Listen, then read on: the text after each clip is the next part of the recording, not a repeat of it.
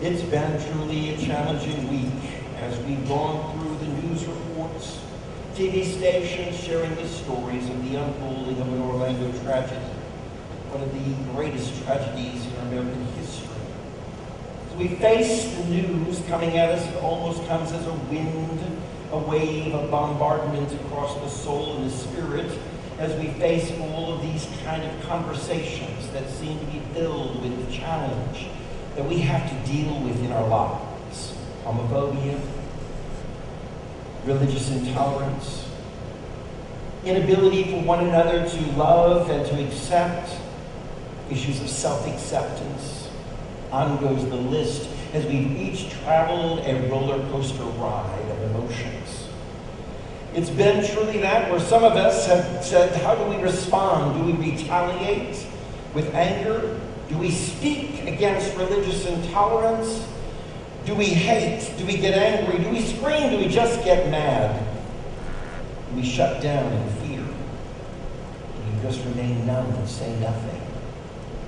Do we just let this tragedy pass and never deal with it? As if we're trying to find our own journey of healing, as if sweeping under the rug is the best way. I feel it's very important in our spiritual life that we deal with these kinds of issues that come against us in our world. For there is a power within us that is given to us to do that, to become an overcomer. If we're willing to tap into those things, there are no challenges, no obstacles, nothing too great or nothing too outlandish, shall we say, in a world of living and existence to overcome. Nothing, no mountain. There is a divine power, a strength in us that we need to tap into. And it does an amazing work of healing, of sweeping away, of cleansing as we release and we let go. It's very important. Because as we've dealt with these roller coaster emotions, it's been a whirlwind of highs and lows, and we don't know how to respond. Scripture speaks to us and tells us in such a sweet and gentle way. There is a more excellent way. I love that phrase. It's the opening to the love chapter. It's actually the last line of the chapter before. 1 Corinthians 12, verse 1. There is a more excellent way. One way for living, one way day-to-day dealing with issues. There's a more excellent way to find the healing within our lives that we so desire, that we seek. There is a more excellent way, and it's a divine way. And then it unfolds this beautiful love chapter, 1 Corinthians chapter 13. It says, love is patient, love is kind, love is not envious or boastful, arrogant or rude. That does not insist on its own way. It's not irritable. Love is not resentful. It does not rejoice in wrongdoing, but rejoices in truth, in its beauty. It bears all things. That's right. The love that's deep in us, love and given to us, this love that flows from the divine within us, it bears all things. It actually will believe for all things. It will hope for all things. Many of us have said, how can we bear this tragedy? How can we believe for something greater in the future? What kind of hope there when we find a world of this kind of chaos? And how will we endure these kind of social challenges of homophobia, injustice, intolerance, and all the issues that have risen up in the journey of this past week? There is a more excellent way, and it's called love. And today we need to practice some of that love. It's more than just a casual phrase. It's something more flippant than, oh, yes, what the world needs now is lots of love. Oh, yes, that's easy to say. But then there's the actual work of doing the loving. And today, right here and now, we need to stop and take a moment to do some loving work. I want you right now to love yourself. Can you say something loving to yourself in your own minds, in your whispers, in your ears? Can you say something loving to yourself? Affirming yourself, loving yourself. Maybe if you need a gesture, wrap your arms around yourself right now. Give yourself a big hug. Give yourself a big squeeze. Do some loving of yourself in this moment. Go ahead. Take a moment to love you. Sometimes we think selfish, self-centered. That's going to lead us into ego or down a road where we don't want to go. Because we want to be this humbled spirit in this world. But truly finding that source of love, taking the moment to love ourselves, how important it is. And now take a moment to love the person around you. Would you take your hand and just give them a squeeze? Reach out to the person on the left or right. Let it be a loving squeeze right now to one another. That we actually put to work the more excellent way that's spoken of. Love that person next to you. I'd like you to take a moment just to bow your heads and close your eyes right now and envision the warmth of love in your inner being as if it's a warm light. As if you feel from your heart a glow, a radiant beam of light coming from you. And as you feel that, know that that is the love of God. Visualize it, embrace it in this moment. Love that is so warm, it permeates your very being, the essence of you. And now would you just take your hands symbolically and visualize your hands wrapping around that light and pass it to the person to the left. And pass it to the person on the right. As if you're passing the light of love to one another in this moment. And begin to feel, know, and sense there is love around you coming from one another. The love that you share is being given as being received by others around you. And now take this moment to love the divine within you, to acknowledge that there is a beautiful presence, a holiness, a divine essence that you were born with, created in the very likeness of God, and acknowledge that love right here and now. Feel that love, sense that love. There's a divine love all around you. This room now is filled with amazing essence of love for one another, love for God, love for ourselves. Amen. Because in the midst of every disaster, I want to tell you this, there is a force that is available to create something amazing. That is this love. It's a force that we can share in the world around us. That no matter what the tragedies may be, that we're given something, a wonderful power that becomes almost as if it's a defense shield against any obstacles that come our way. For as we radiate love, give love, share with love with one another, what we're actually doing is offering a creative force. Now, in the midst of tragedy, in the midst of the darkness of this event, in the midst of the chaos of our world, we are called to be the creative force to share this love as never before. To be those who give the gift of love. For this is a time when we don't retreat. This is not a time when we withdraw. This is not a time when we pull in the midst of challenges like this. This is a time for us to not resign or give up, not to join in hating and hurting and adding to the loss, but instead to create. That's right. In the midst of challenge, what do? You create. You create a new view, a new outlook, a new opening, a new opportunity. And love is the greatest creative force there is. For as we share this love, spiritually, Scripture talks about love being the very essence of infinite knowledge, intelligence, and feeling coming together. That there's this marriage and union of these two, and that creates love. The knowledge that we know that there are all things working together for good in the divine purpose of this world. Well, the knowledge that we understand all things, no matter what they are created and have good within them. Every person, every individual, good within them. When we couple that knowledge with the feeling, the warmth of love for one another, we create something that ignites, that is powerful. That's this force of love that creates. Someday soon, mankind will learn that individuals have always known, and that's that love is the only true creative force in this world. So when these obstacles come against us, the call for us is not to retreat, but to go forth and create, push forward. To be the creative energy that now opens the doors for amazing things to happen. I want to tell you this, these 49 lives transitioned on. They were murdered. We can't let them die in vain. They become us now for change. And given us an opportunity to speak out, to have a voice, to ignite conversations about religious intolerance, to share love in conversation, to say how we can build bridges and create bonds. They have given us the opportunity for us a catalyst for us to talk about homophobia, our fears, our inability to get along, and talk to us and just how to live and deal with this.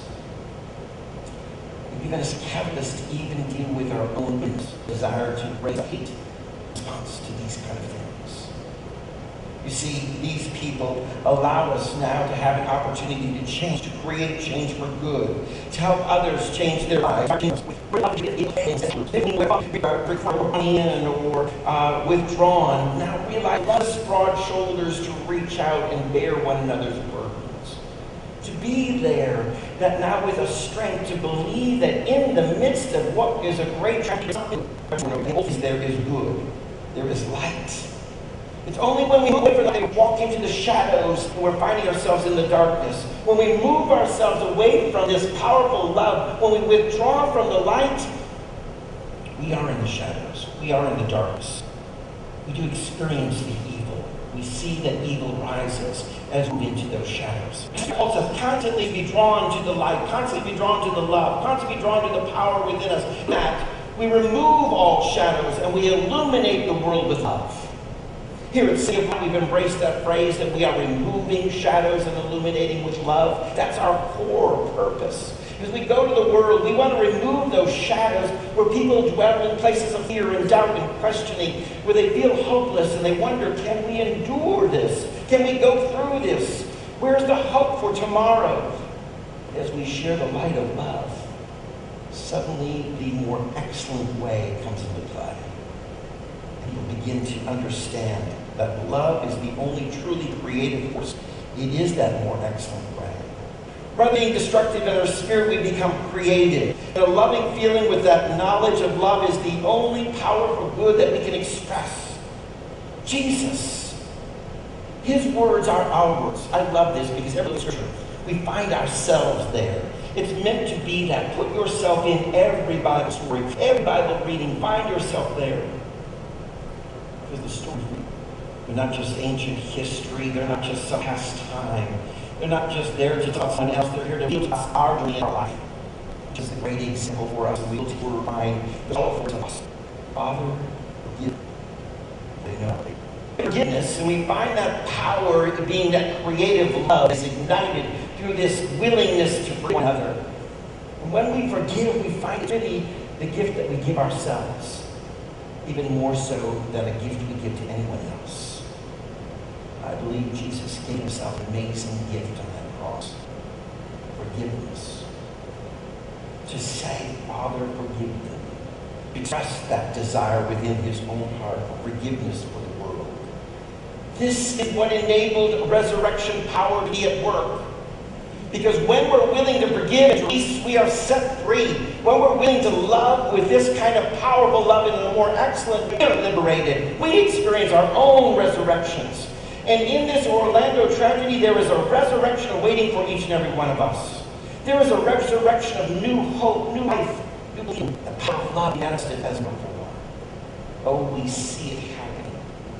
Our world has responded as people in London, Europe, throughout Europe, Africa, Singapore, Asia, South America, all responding to stand with Orlando, all responding to stand with an LGBT, all to stand to respond with a nation that's gone through a tragedy, all there to say we unite together in this power of love that is so amazing.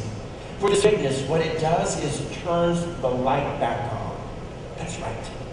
Forgiveness turns the light on. When the shadows of darkness want to come over us with doubt and fear, when the shadows of resentment and hate want to come upon us, what we do is we forgive and put it on with the light of love that shines. Release and let go of justice. Jesus taught us in the story of the prodigal son, a beautiful illustration to us with so many layers of who and what God is. And the story symbolizes God's great love for us. The Father waiting and watching for his son to return. Waiting, and yet in the same time, I have to imagine that the father felt some remorse and sadness, maybe even some personal hurt and bitterness. The fact that the son left and ran away, took the money to squander it, wanting off to go and live independently, to leave the love of the father, to go out somewhere else. Yet he's not resentful. He waits with a forgiving heart, with love and great anticipation for the son's return. And what happens when the son comes back? He creates love. The father creates celebration. Creates in the midst of what might have been what great sadness. Now there's a calm experience of forgiveness that allows love to rise and to exceed and to excel and to bring about a great celebration, for this prodigal son has been returned. How important it is that we as people of Christ create in this moment a celebration of love. For hate will not reign, harm will not reign, evil will not reign, darkness will not rule. But instead we stand strong, and in a more excellent way, we celebrate the power of love. For love is this force where it becomes that amazing defense shield. Isn't it time for wounds to be healed? Are you ready for healing in your life? Are you ready for hurts? Today, we're talking about the Orlando tragedy, but yet in each of our lives, all through our journey on this earth, we've experienced so many hurts. And unless we deal with those, we become hurting people who hurt others. The Orlando shooter was a hurting man, struggling with his own issues of life. And the deep hurts within him were not able to be healed. A heart goes out for him in the sense that someone had been there with a father's love, someone there with the love of God, someone there reaching out to provide a healing salve of forgiveness in his life. How might I turn the tongue? For each of us, then, we need to say, isn't it time for us to be healed? Our wounds of self-acceptance, our wounds from society around us, our wounds of the world around us that have been with family and friends who've spoken ill or harmed, hurtful things. Isn't it time to just let them go and be clean, cleansed, released? The Old Testament story tells about Naaman, who went to the river.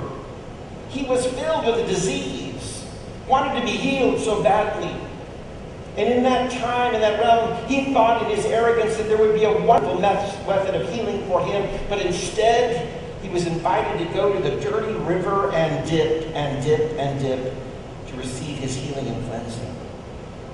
It was a humbled experience, one that he struggled with to say, do I want to be healed enough that I'm willing to take this moment and do this? And he goes to the river, and he comes to the dirty waters. Naaman, a mighty man, humbling himself to say, what, I'm going to dip into this mucky water? Really? This is the journey of healing? But if we desire to have our wounds, our hurts, our pains healed, sometimes we have to say, this is the moment, now's the time, let's do this. And he steps into the water, and he dips, and he dips, and he dips, and his disease is removed, and healing is his. I'm inviting you today to experience the thing of God, to be a body that wants to heal every wound and every hurt. I feel it's so important we take time out to do this, because too often we ignore our own wounds in our spiritual lives. Some hurt you, and you're still hurting from it. Someone, marriage, a relationship, or a co-worker, a family member, maybe your father, as we think of Father's Day, has caused some pain. Certainly we've all been impacted by this week. This is the time where you're ready to dip into healing and to receive and to be set free. How wonderful it is to think that there is a more excellent way that enables us to find this kind of love that never fails, it says. A love that will carry us and sustain us, to be cleansed, to be set free, to be liberated, to be able to soar on the wings as eagles as we never thought we could. Are you ready for that healing today? So today, during our communion time, instead of offering a traditional communion, we will have 5 prayer stations today, and inviting each and every one of you to come forward. I will ready to anoint you, pray for you, lay hands on you, for the healing in your heart, your life, and your mind, to set you free. Today is your day. Today is the day to accept the more excellent